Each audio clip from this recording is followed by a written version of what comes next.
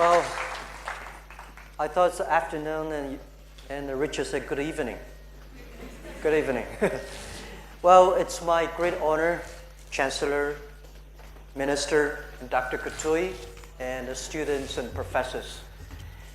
I've been expecting this day to come to Africa for a long, long time. And this is my first day. And this day inspired me a lot. And I had high expectation before I came to Africa.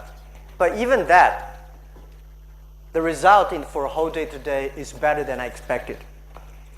And especially when I'm a very lucky person. In the past 18 years, in my apartment, I talked to 18 young people like me that we want to build up a company using internet to help doing business easier, to using internet to support every small business, support every young people, every woman, that if they have a dream, if they have some ideas, we will enable them to make their dream true and sell their products all over the world. That was year 1999 in my apartment. Well, very few people believe that, but we made it happen in only 18 years. I'm a very, very lucky person. And people say, have you ever learned business before? Have you done business before? Have you learned MBAs? No, I have never learned any knowledge about how to do business.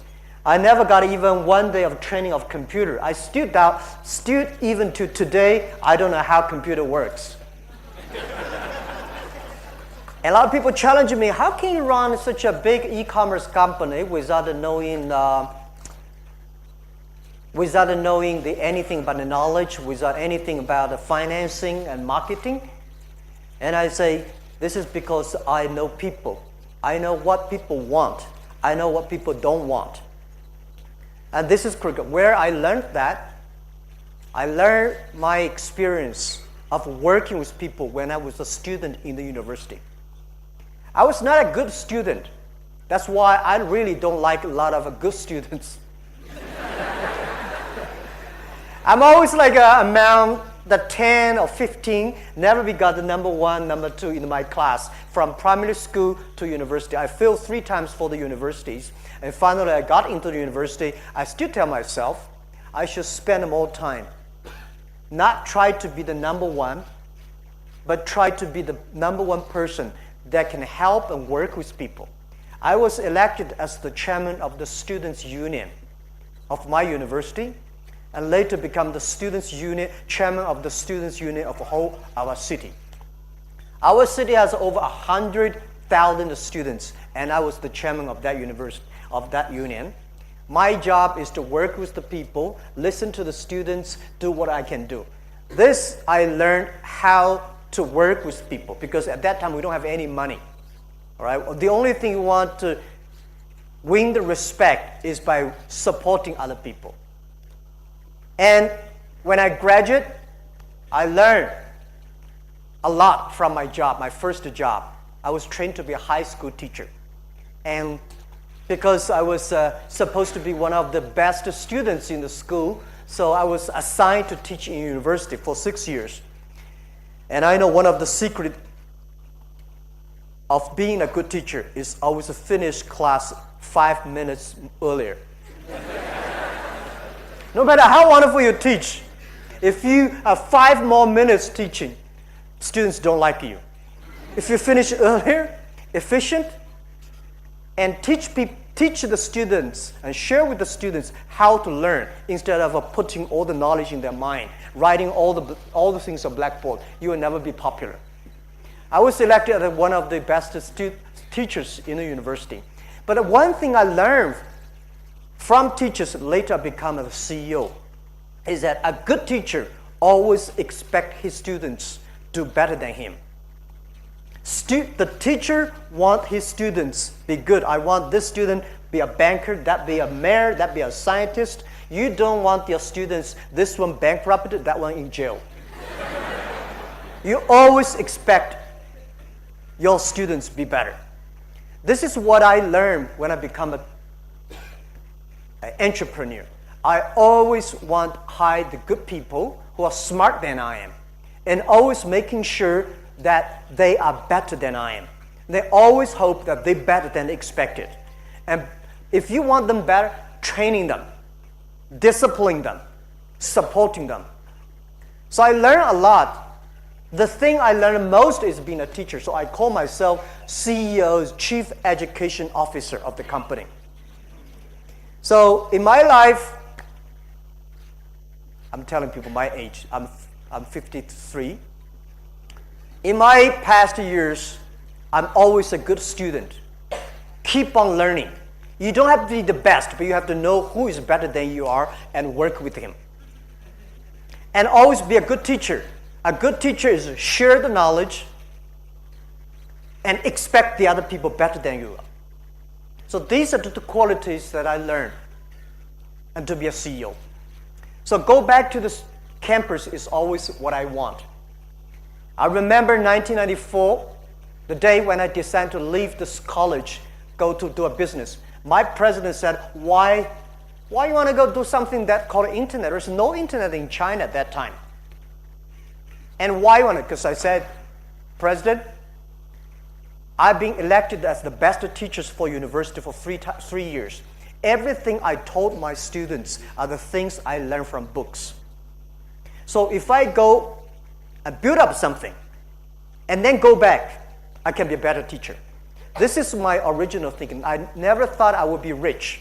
I asked my wife when I started my business, I say, do you want your husband to be a rich person or to be a person that be respected? She said, you will never be rich.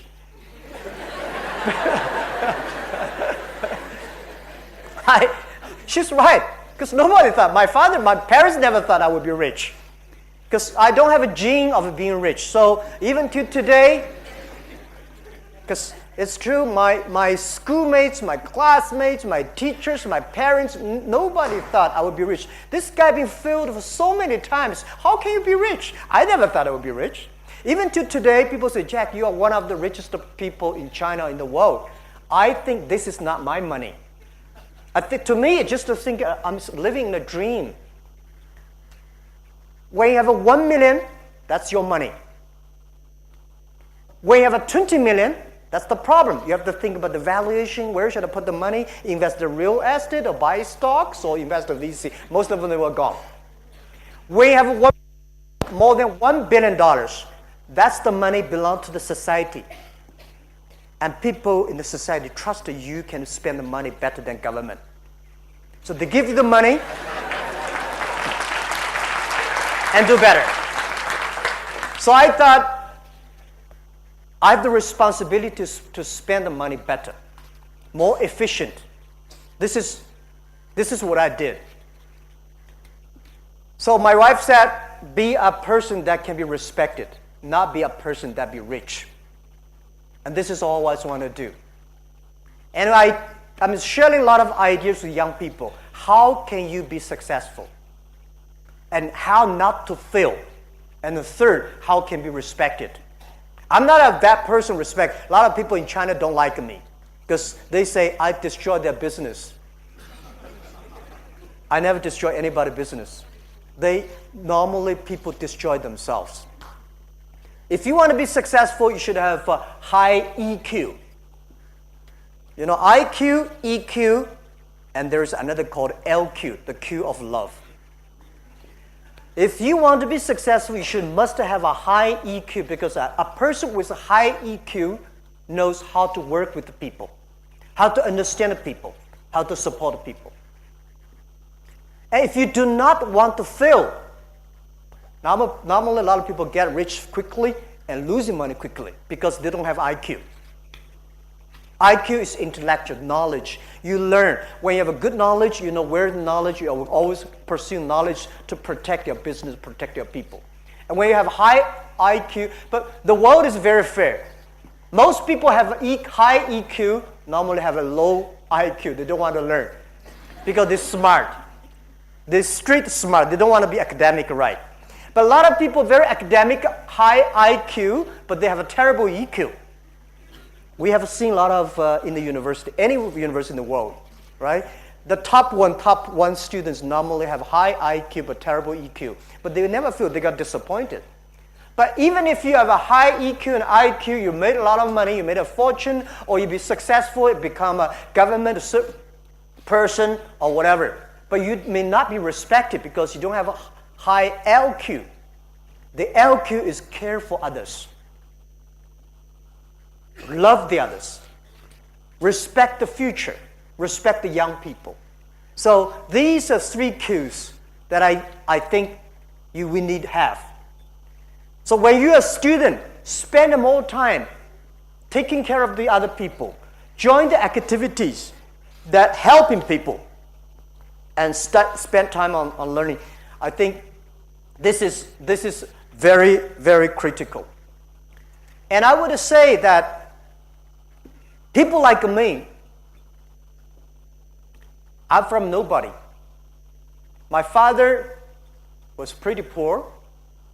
My father and mother, the pay when I was young, their pay put together is $6 a month. No more than, the best of time is $8. They have to feed 4 people. My grandfather, no job, me, my brother, and my sister. It was tough. And even if I failed so many times, but one thing I want to share with you is that failure does never stop me and trained me. A lot of people failure and then they complain, oh my God, nobody helped me. I don't have this. Why those people don't help me? Why cannot borrow money from the banks? Why I'm not born in a Bill Gates family? People have a lot of stupid complaints. I have these stupid complaints. All the complaints today young people have, I have them. I had them. I complain Bill Gates, I complain Microsoft, Oracle, all these companies taking all of our jobs because we don't have a chance. And later I found complaint does not work. I learned from mistake why people should help you. Who are you? Why people should help you? Nobody help you, that is very common. People help you, that is uncommon. Those people give you the help. Think about, this is the trust. This is how you did well in your EQ. Because you care for people. Because you have something good, then people start to help you. I was rejected for so many times, as I said this morning. Over 30 jobs applied for rejected. I applied for a KFC. 24 people, classmates went there together. 23 accepted. I was rejected. 5 people went for police, for a job in police. 4 people accepted. I was failed. And my cousin and I waited for a 2 hours long queue to be the waiter of the 4-star hotel in my city. In a very, very hot day, my cousin's score was much lower than mine. He was accepted, and I was rejected. So, is it fun? No, not fun at all. It's very painful. But I get used to it. Everybody, remember, you have to get used to failure. If you cannot get used to failure, just like a boxing, if you cannot get used to being hit, how can you win? So I get used to that. And today, I'm surely experienced with a lot of entrepreneurs. I've got a Huban University training entrepreneurs. The thing we teach the entrepreneurs are different from Harvard MBA. The MBA teach everybody successful stories. When you read too many successful stories, people got it crazy. They think I can be successful. When you share a lot of failure stories, you learn. So when I start Alibaba, I give failure stories, cases to every of my colleagues. Let them read it. Let them we discuss. No matter how smart you are in your business, in your way, you will make the same mistake again and again. The way we share the failure story, not want you to avoid mistakes, is teach you how to face the mistakes when you're in trouble. So as young people, in our life, there is always opportunity. There is always chance. There is always a failure. The thing is how you survive from failures. When you're rejected, how you survive from that. This is how I learned. Even to today, people say, Jack, you are probably one of the most influential people. Anything you want to do, you can do it. No. A lot of things I cannot do. A lot of things. I failed. And I worry much more than I was 1995, or worry much more when I 1999 when I built up my company. Because at that time, I only take care for 18 people. Today, we have in our company 56,000 people. And today, in our company, when we start to do business, I tell you this, the interesting story. People say, how can I do e-commerce? Because 1999, year 2001 or 4, nobody believed that they can buy and sell things online. Nobody trusted. You don't have a money, you don't have a credit rating system, you don't have a payment, you don't have a logistics, you don't have an internet. The internet speed was so slow. But look at Kenya. When I arrived yesterday, the speed, oh my God, I have never seen such a luxury speed. Much better than America. But I bet a lot of people still complain the speed. Right? Because those people love to complain. They complain all their lives. The speed was bad. Nothing. The government is not ready. And sometimes, not sometimes, most of the times, if the government did not know what's going on, it's the opportunity. If your people around you does not agree with you, that's the opportunity. If everybody love it, if everybody want to do it, there's no opportunity for you because the other people are smarter than you are. So I would say nobody trust internet. And I told 18 founders, I say, I believe internet will be the future. I believe China will have e-commerce. Because they say, then there is no payment. We say, let's build the payment. And they say, there's no logistic. Let's build the logistic. And there's no government support. Let's say, it's good. They will support us someday. When we launched the Tmall Taobao, year 2003, very interesting. I have 7 people. I say, guys, tomorrow we're going to launch the Taobao. But we don't have anything to sell. Can you go back home and search for something so we can list it on our site and with the people to come to buy? Everybody came back. 7 people, we gathered 21 products. We listed on the website. We waited for 72 hours, nobody come to buy. So we buy among ourselves. Testing the products. And then several weeks later, somebody come to sell. Because nobody want to buy, people come to sell, list something. We buy all the things. For the first 2 weeks, we bought, 2 months, we bought all the garbage.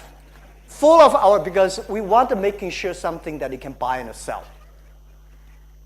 From that day to last year, we sold 550 billion US dollars.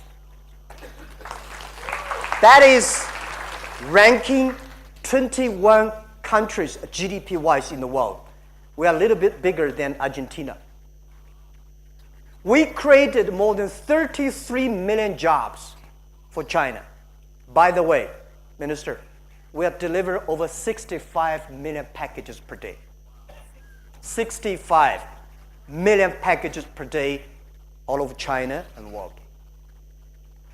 This thing, nobody believed it. We did not believe it. I thought internet would be big, but I never thought it would be that big. But say, guys, it was big compared to yesterday, but compared to tomorrow, future, it is tiny. I believe 80% to 90% of the business in the future will be online. Today we call people entrepreneurs. Many years later, we call netrepreneurs because everybody has to be online, called the net entrepreneurs. Today, you can only sell in Nairobi. You're a good, successful person here. But in the future, if you cannot sell your products all over Africa, if you cannot sell things across the countries, you're not a business people. The world is changing very fast. And I'm not scaling you guys. I worry about the new technology. This is the third technology revolution that a human being face. The first technology revolution takes about 50 years. Second, 50 years. This is 50 years. We're going to have another 30 years, which is very important. The first technology revolution caused World War I. Second technology revolution caused World War II. And this is the third technology revolution. The first technology revolution reduced the human energy. So we know human are not as strong as machine. The second technology revolution released the distance, speed of human beings. So we know we can never run faster than plane and trains. This technology revolution released the human brains. So don't be scared. Machine will be smarter than we are. And imagine, past 20 years, we make people like a machine. In the future, we'll make machine like a people. And data, internet, artificial intelligence, machine intelligence, all the things coming up, the world is facing big challenges. A lot of jobs that we think 5 years later it will be great jobs, or it's going to disappear.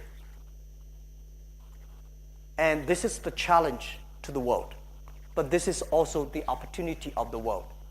I think change is the best opportunity. People complaining is the best opportunity. A company, if you want to be successful, is not how much you are. We got how much money you have. Because we see so many companies have so much money, they are not necessarily can survive. It's what problem you can solve for the world.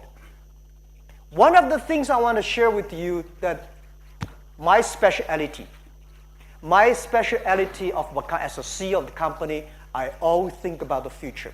I think about what the world will look like, what China will look like, what my neighbors will look like, what's the problem they will have in 5 or 10 years.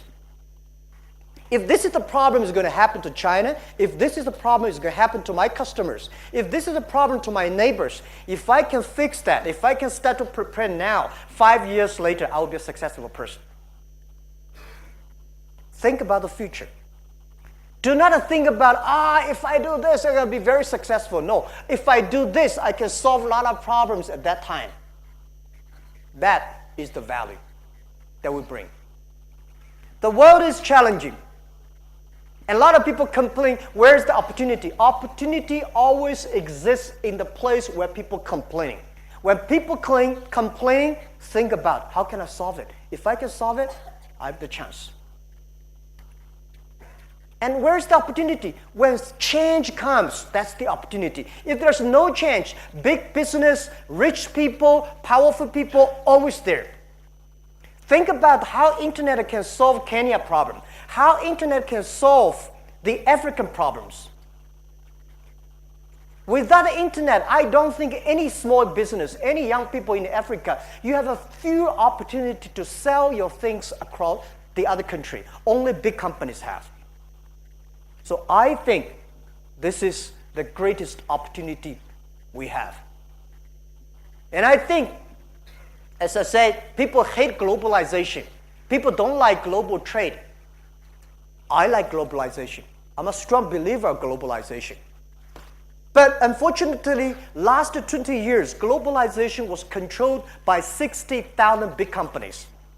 Most of the young people, small business, women, developing countries don't have this chance. But internet comes, this will change. This is what I believe. And using internet to empower everybody. So I would say that we are lucky people. We are lucky because we're entering into a very, very interesting period. And I would say that Africa has the boat. I'm not coming here trying to inspire you. I'm coming here to tell the truth that this morning I found Africa as much more opportunity because you have young people. You have the whole world today is worried. I don't know why. Everybody's worried. The whole world today is puzzled. But Africa, I see people have a passion. People have ideas. People say, this is the future. Because I think we have nothing to lose. Europe has a lot to lose. America has a lot to lose. Those countries worry about losing. They have a lot of puzzle. But Africa, I don't think you have anything to lose. And I heard that a lot of Africa, there are so many opportunities, so many complaints, so many problems. That is the opportunity. If you want to be a big company, solve big problems.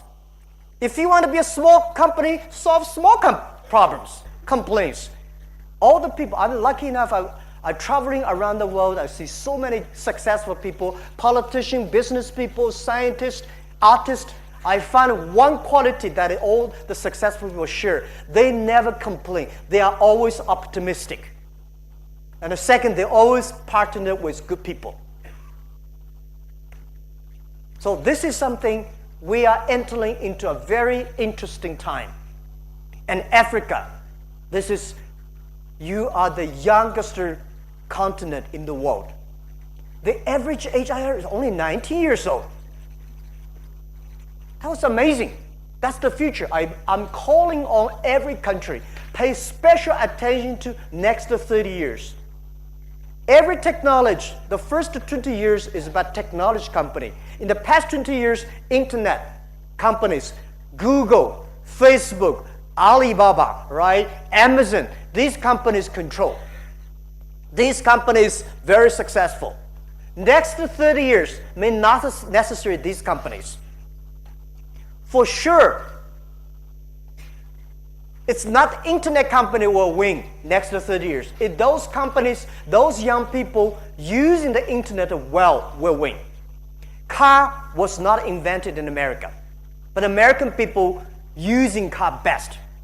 Electricity was not invented in America, but American using electricity best. So Africa, people say we have a terrible internet infrastructure, but I think this is the chance. Why e-commerce in China grow better than America? Because we don't have sophisticated e-commerce infrastructure like in America. In America, there are a lot of supermarkets and malls and everything is so good. China, no. We don't have such a great payment system. We don't have a credit rating system. Because we don't have that, so we start with high jump. China, when I started the e-commerce, people say, even China don't have a telephone. Why you believe internet will happen? Yeah, we don't have a telephone, then we have a mobile phones. Nobody expect mobile phone growth so fast. Africa, today, I think more than 60% of the people in Africa have a mobile phone. The mobile phone today is much more powerful than the PC. I'm lucky I did not study PC. With a mobile phone, you connect to the world, right? So this is what I feel that Africa, that the poor infrastructure may giving you the opportunity that you never even imagine. So the thing that also I want to say, I heard so much about Kenya and Africa. Is it the forest, the animals, the wild. You are guys living in the paradise. Think about China. China is the kitchen of the world. Very dirty now. The air pollutions. So Africa developed. You don't have to follow the other country's model. Africa should be Africa. Using the new technology, protect the environment, protect the animals. It's easy to build buildings, but it is difficult to call the animal bags. It's impossible, right? Tell me where in this world you can see so many elephants and lions still walking around. Africa. Tell me where in this world you can still smell the real atmosphere, the real air. That's what, now I understand when I'm arriving why so many people come to Africa every year and go on. There's no business here, but you have a business to leverage that. And think about, if you want to build up a manufacturer base, think in a different way. It's impossible to copy China. And even if you copy China, you have no future. Because the world manufacturer is shifting from B2C to C2B. Normal way is business think about something and sell to the consumers. In the future, because of data technology, every manufacturer should be C2B, consumer to business. The manufacturer has to make their products smart, tailor-made, not large scale. China grew in the period of large container, massive assembly line. Future assembly line is not how many t-shirts you can make for one assembly line with 1 hour. In the future is how many different t-shirts you can make, how many tailor-made t-shirts you can make. So this is something the world is changing. Africa have to think about the way that Africa is good at. And I would say I would do anything to change if I can be younger. Tell you one thing, year 1999, I'm lucky enough to find one of the early founders of Yahoo. He was number 40 employees of Yahoo. He joined us, become the CTO of the company. And I asked him, what do you want? He said, Jack, oh, you guys are young. I would spend $1 million to buy 1 year. I said, I sell all my age to you. Today I realize that young age is something that is the best opportunity. Don't be scared of failure. My assets is so many failure stories. There are a lot of stories about us, about me, but none of the books I read about me. Someday, I may write a book. The book's name is Alibaba 1001 Mistakes. This is the best assets that we need to have. Learn from the mistakes. Learn from other mistakes. Not because you want to avoid the mistakes, because when you face these mistakes, you know how to face it, how to challenge it. And this is critical. So I want to share with all the young people here, students, never give up. There's always opportunity there. It's easy to give up. Keep the hope. The world is challenging, but this is opportunity for young people. E-commerce, internet is the opportunity for country like us, Kenya, China, Africa. The best of people say, well, e-commerce, China is no good. The best place in the world for e-commerce, where? Tell me. I think Europe. You have everything. But why Europe has no good internet companies or e-commerce company? They worry too much. They worry about privacy, security, laws, government ready this, government not ready that. When you worry too much, you're scared to move forward. Don't worry. If you make a mistake, try again. And find the good people. Innovation is not from the government. Innovation is from your customer, from the market. And finally, if you want to be an entrepreneur, I give you advice. Always remember, customer number 1, employee number 2, shareholder number 3. This is different from America, shareholder number 1. I believe customer number 1. If you make your customer happy, they will pay the money. If you make your employees happy, they will be creative, innovative. If your customer employee happy, the shareholder will be happy. Do not spend a lot of time on talking to your shareholders. Spend more time to talking to your customers. Spend more time talking to your employees. And making sure it's the employee share the vision. Making sure they're great. And also making sure when you hire your employees, find the good people. Find the people who are smarter than you are. Find the people who can be your boss. You think this guy will be my boss in 5 years, hire him. This is the secret. And also the last secret is making sure hire enough women on the internet time.